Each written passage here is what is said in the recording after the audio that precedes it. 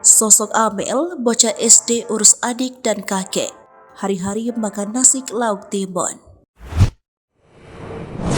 Sosok Amel, anak SD urus adik dan kakek, ternyata kehidupannya sangat berbeda dari anak kebanyakan.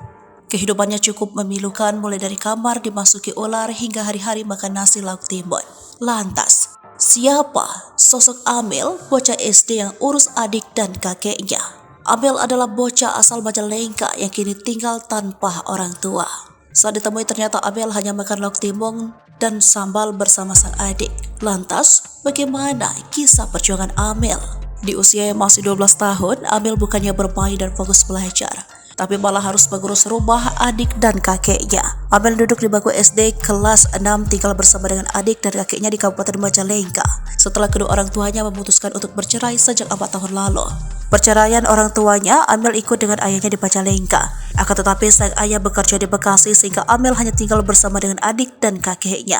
Sementara itu, ibunda Amel diketahui pergi ke Jambi dan sudah menikah lagi hingga memiliki keluarga baru. Sehari-hari Amel disibukkan dengan pekerjaan rumah tangga. Ia harus mencuci pakaian hingga memasak untuk adik dan kakeknya.